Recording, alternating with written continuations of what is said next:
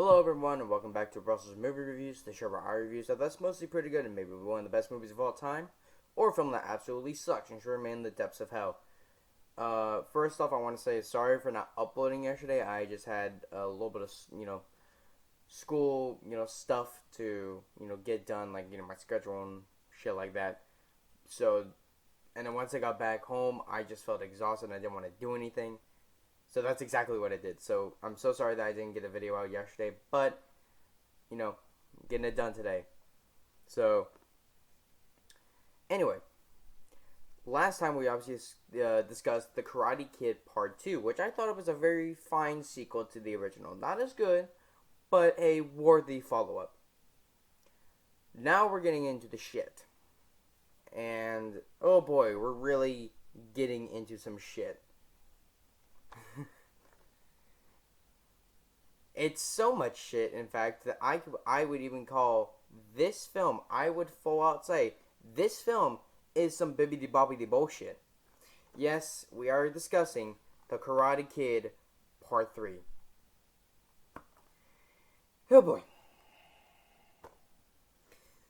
So yeah, we're obviously going to be discussing The Karate Kid Part 3, which came out on June 30th of 1989. Now, ironically enough, this was the film out of the Ralph Macchio trilogy that I heard about the most. Because back in the in the late 2000s and the early 2010s, both this film and obviously the next Karate Kid were getting so much, in terms of the people talking about Karate Kid. These two were just popping up like crazy because people would just bash on these films because of how shit they are. And it's like, they're not entirely wrong. At least for Karate Kid Part 3. But before, obviously, I was like, is it really that bad? Is it really, really that bad? And now, I obviously watched it for the review, and holy shit, yeah, it's bad. Is it as bad as some people make it out? No. But it's still a shit movie.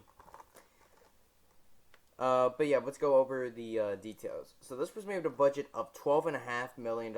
Some sources say around $10 million, but yeah, some sources do say it was made with a budget of around $10 million. But most sources say that it was made with a budget of $12.5 million, so that's what I'm going with. Domestically, it made about $38 million. Worldwide has not been confirmed yet, but it has been. It was confirmed that this film did kind of slump at the box office worldwide because this was, it's the summer of '89. So you had Indiana Jones and the Last Crusade. You had Ghostbusters 2, Back to the Future Part 2, Star Trek 5, and of course the big one being Batman. You had so many popular, most of the time great films, but more or less popular films coming out in the summer. This did not survive. I mean, obviously Batman was the biggest success that summer, but yeah, it really did, it did kind of slump compared to, all the other ones that came out. And again, this was directed by John G. Avildsen, who, he does a great work, directing this film, but it's still shit. Yeah, so the film really, I'm just going to get this out of the way right now. My biggest problem with this film is that it just feels like a rehash of the first one. Which, ironically enough, it starts off with a recap of the first film. Which is I guess to get you caught up of, the first film's events. But I think it's more because, it has to remind the audience of John Crease, who, obviously returns in this film. But, yeah, it just feels like a rehash of the first one, and it's not good. But let's go over that plot, and then I'll go more into depth about that one. So, Cobra Kai karate instructor John Crease, being played again by Martin Cove, is still boarding over the defeat handed to him by Daniel LaRusso, played again by Ralph Macchio. Um, and Mr. Miyagi, played by, again, Pat Morita, with his slimy partner, Terry Silver, played by newcomer Thomas Ian Griffith. Crease plans an intricate payback, Jesus, that involves hiring a mean-spirited ringer, Mike Barnes, played by Sean Cannon, to rob Daniel of his championship title. When Mr. Miyagi refuses to train Daniel, even under threat, the boy makes the mistake of turning to Terry Silver for guidance. So, yeah, obviously it does, different things, but more or less, it's just like, it's basically just a rehash of the original, and it's like, it's not good. It's not a good idea when you flat out just say, basically, yeah, we've run out of ideas. We're just gonna do this now, and like have some new ideas, but more or less just do the exact same thing as the original. So the film certainly looks a bit nicer than the original, considering the fact that it came out 5 years later, but it doesn't really help. Let's go over the cast. So, obviously, we have Ralph Macchio returning as Daniel LaRusso. Now, while in the second film, he did, basically act like Daniel LaRusso in the first one. I don't know what the fuck the script writers were thinking when they wrote this, but Daniel goes through so many fucking mood changes throughout this film. It's insane. One minute he's like all happy and cheerful. The next minute he's like throwing a fucking fit, and it's like, it's just like insane. It's like like I said, one minute he could be all happy and be like, yo, I'm this is great and all, but then the next minute he just sounds like he's like one of those drunken neighbors that's getting all pissed off at you just because you said no. And it's just like, Jesus, like why'd you have to go and make Daniel into this asshole? Like, yeah, okay, I will admit, the beginning of the film, he is fine. He's regular Daniel LaRusso. Like it seems like he's playing himself. Like, it's the character of Daniel. Once, like, after the 20-minute mark of the film, it's, like, a completely different fucking character. And, like, it's basically the exact same thing until, like, the last, like, 10 minutes where the championship is going on. And it's like, okay, now you're kind of getting back into the character of Daniel. But even then, it's like, it's not by much. Again, Mr. Miyagi, played by Pat Morita, is great in this film. Probably, besides another actor, which I'm going to be talking about soon, he's probably, definitely, without a doubt, the best part about this movie. He is the heart and soul of all three of these Karate Kid movies. And it fucking shows, because this guy is so amazing. And, it still makes me so sad that he's no longer with us. And, like, just seeing his performance in just these three films alone is just, it's so nice. And it's just, like, it's so comforting to hear his voice. Like, this character that he's put, like, he's, performing really is just so captivating and so nice. On the other hand, though, the next actor is over-the-top goodness, and holy shit, he might be the best part of this movie, and that is Thomas Ian Griffith as Terry Silver. Holy shit, this guy is fucking hilarious. It's so funny when he goes from, like, being like a chill dude to all of a sudden turning up the camp and villainy level to 100 and just starts going absolutely insane with his performance. It's hilarious, which is surprising considering the fact that this is his film debut, and it was only. Some reports say he was a few months younger than Ralph Macchio, or a full year younger than Ralph Macchio. I don't know if that's the case, considering the fact that in in Cobra Kai season 4, we finally get introduced again to Terry Silver after all these years, and he's like full on like white gray hair, whereas Ralph Macchio is in his 50s and still has his like jet black hair. So it's like, was he really younger than Ralph Macchio when they were filming this film? Because what they look like in Cobra Kai, you could easily say there's like a 10-year difference at least. But yeah, no, Mr. Miyagi and Terry Silver in this film, best parts about it. Martin Kove though as John Crease, I mean, yeah, it's John Crease, but at the same time, he's barely used throughout the movie. He only appears in like the first few scenes when he goes to Terry Silver and he's like, I give up the dojo, I'm gonna leave. And then he pops up again in like the third act to surprise Daniel, saying, "Yeah, bitch, I'm back." They just feel like they wasted it, like full out wasted it, and it's just like, but why would you do that? Like, you build up the return of John Crease, and then fly him off to like Thailand or something, and he doesn't appear again until like the final act of the movie, and it's just like, what the fuck? And I guess they do kind of they do try and cover it up by having Terry Silver like come up and explain to, like, trying to be friends with Miyagi and Daniel, and explain to him that that John Kreese has died. I forgot what they said. I think there might have been I could be totally wrong with this, but I think he says like of a pneumonia. And he's like, "Oh, I didn't know John Kreese wouldn't have died like that." And this is like, yeah, you're obviously talking out your ass out of that one. But yeah, John Kreese is just kind of just wasted in this film. Mark Barnes though is, he's all right.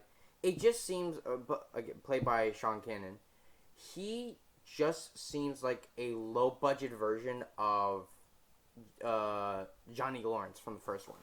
It's like basic. I mean, the only difference is that he was hired by Terry Silver to get rid of Daniel instead of already being a part of like his karate team, like one of his students, like Johnny in the first one. It's just like, oh yeah, hire him. All right, you fucking 50%, whatever. Go on. But yeah, pretty overall. Robin Lively as Jessica Andrews, honestly pretty forgettable. She is pretty much just a low-rate version of Allie from the first one. And that's honestly saying a lot, because holy shit, she's fucking bland in this movie. Like, Jessica as a character is just fucking bland. Like, holy shit. I mean, I get that she's not even supposed to be in a relationship with Daniel, because it's stated fairly early on in the movie, or about halfway through it, that she has a boyfriend. So they're not really dating, they're just friends. But it's still like, you clearly set her up initially to be a new romance for Daniel, and then you just go and slap that shit in our faces. And yet you still go on to have them go on dates, and it's just like, why the fuck would you build that up and then have no payoff for it whatsoever?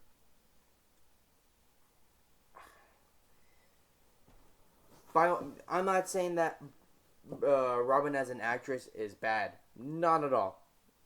Although, granted, I haven't seen her in other stuff, so that could very well be the case. But that's not what I'm saying. I'm just saying that the character as a whole is not that good. We have, the return of Randy Heller as Lucia LaRusso, who only has like one scene in the film, which I'm actually going to talk about when I get to the fun facts.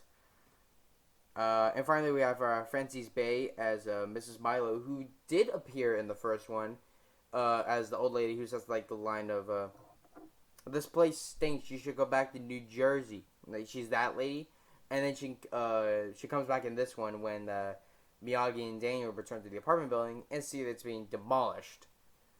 And they're like, what's going on here? And she's like, well, I told you that you were going to lose a job, Miyagi. Why didn't you listen to me? And it's like, shut up.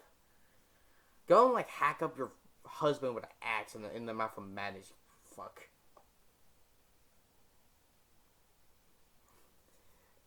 And I strangely get the feeling that no one's going to get that reference because it's a horror movie reference, and I know a lot of people don't really know what the hell I talk about with these sort of things.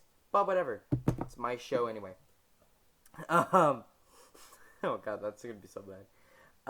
Yeah, that's pretty much about it for the cast. I guess to go briefly over the movie itself. Like I said, it's pretty much just a rehash of the first one, but there are some scenes that are different, whatever. Like, I think, yeah, because obviously Miyagi doesn't have a job because, like I said, the apartment building is being demolished, so Daniel doesn't have a place to live, and Miyagi doesn't have a job. So they are just, I think the money that Daniel has to go to college, he spends that on a building so that he can so that Miyagi can make a bonsai tree store so he can make some money.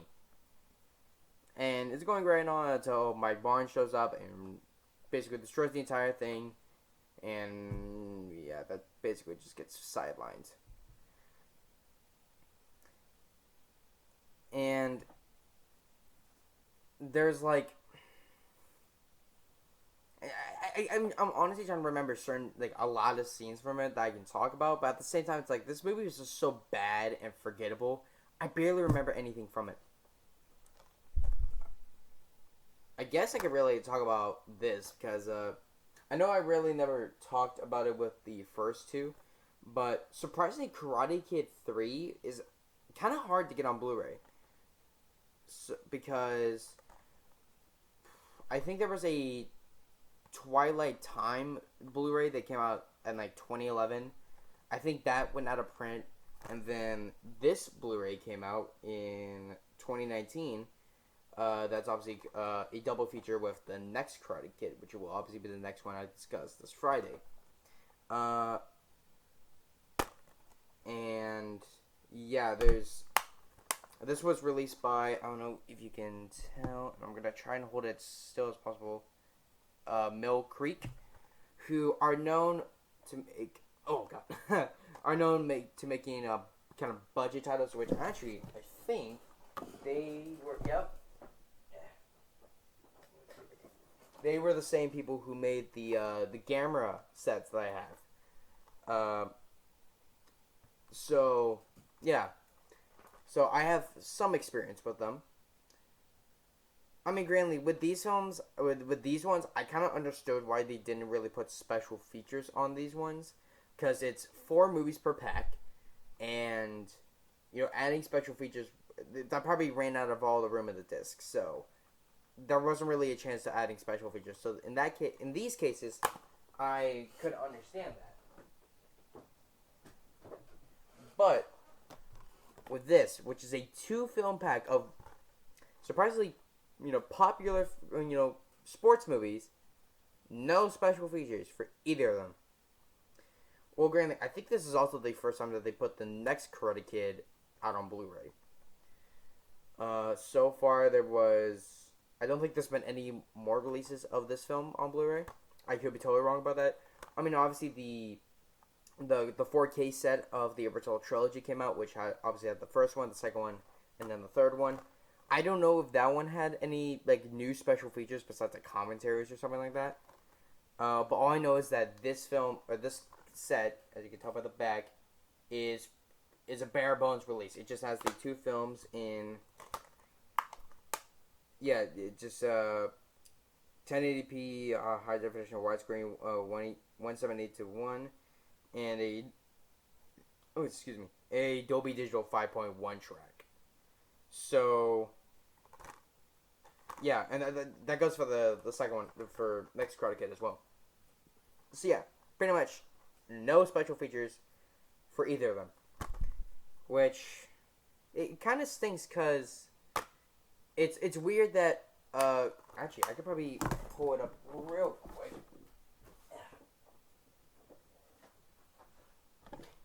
It's just strange that, the first one, it had, we check there, a ton of special features. Like, Blu-ray exclusive feature, like pop-up trivia, commentary with John G. Evelson and writer Robert Mark Kamen, and actors Ralph Macchio and Pat Morita. The Way of the Karate Kid multi-part making a featurette, Beyond the Form featurette, East Meets West, a composer's notebook, and Life of Bonsai featurette. So yeah, that's it.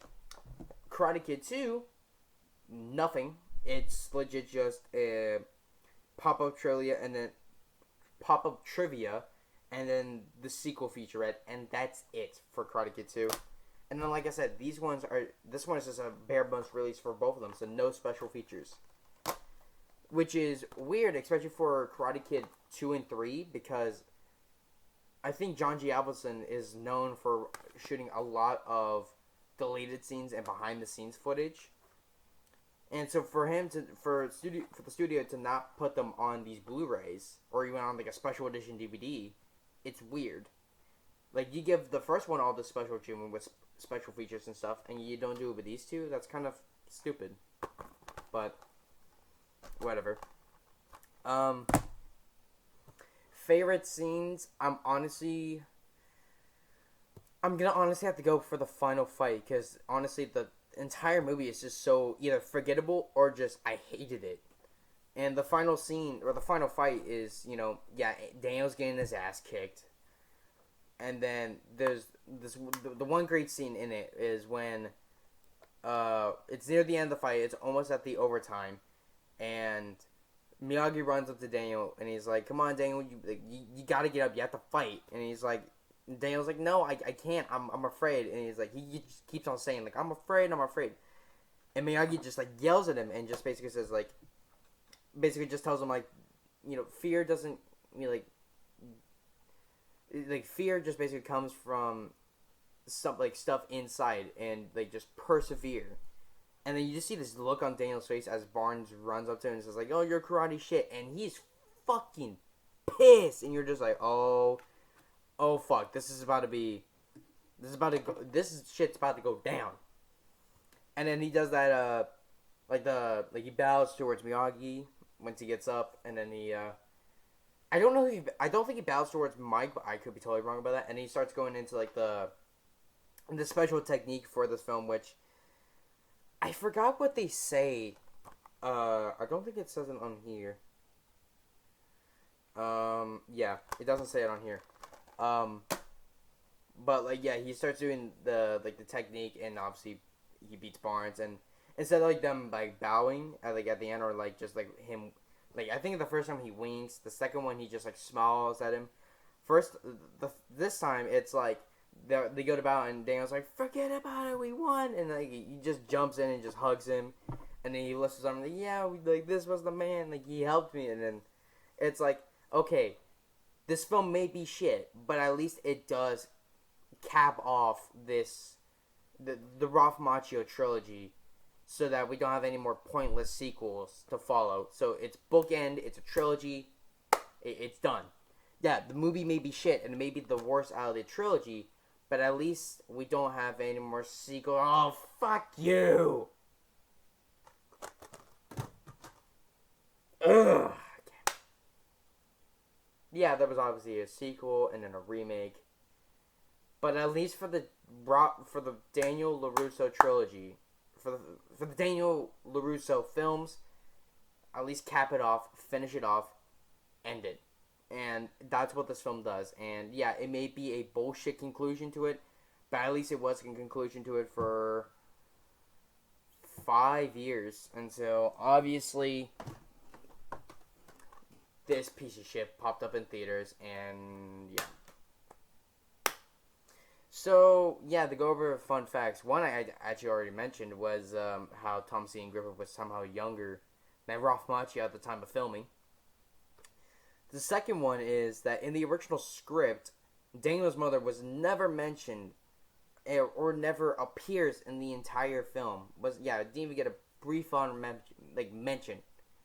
But it was Ralph Macchio's idea to have like a little scene between, you know, Daniel and his mom over the phone, basically explaining that she left to go back to New Jersey to help take care of his sick uncle. So that's why she wasn't there at all in this film. Which is like, hey, at least they, you know, I'm glad that they, you know, somewhat, you know, they just said, okay, no matter how bullshit it is, at least let's mention it instead of just, you know, writing off the fucking character altogether. So, I like that. And then obviously, yeah, the second one was how Thomas Ian Grover was somehow younger than Ralph Macchio.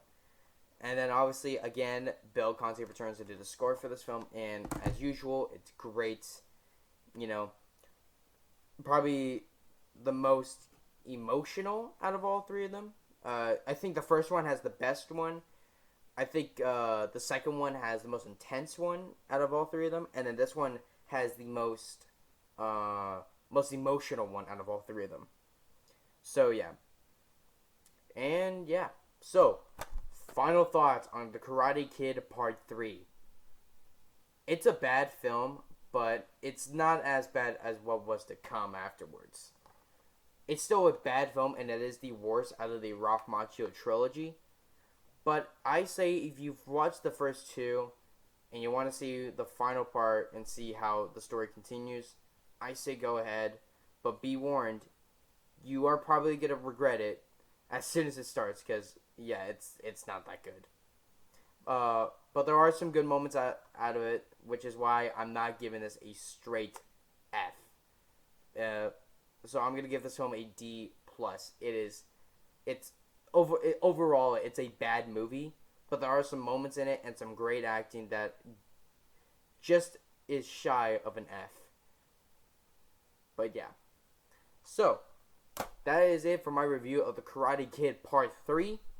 Hope you guys enjoyed this video, and stay tuned for this Friday for the review on the next Karate Kid. You can go and check out my channel by clicking on my username down there, or clicking on my profile right here. Or actually right here, now I'm thinking about it. And make sure to hit that subscribe button and hit that bell icon to get notified when future videos are coming out. And you can click over here to watch the latest 2 videos. And go and check out my social media pages, you know, Instagram, Facebook, Twitter, because I usually make updates and post on there telling you guys when new videos are coming out. And follow me on Twitch, because I'm going to be doing some more Twitch live streams, more on, like, you know, one-player games, but obviously I have people on Discord, you know, chatting with them and stuff like that. And, yeah, so stay tuned for this Friday, where I'm going to be talking about the next Karate Kid. And I thought Part 3 was bad. I'll see you guys then. Live long and prosper. Out.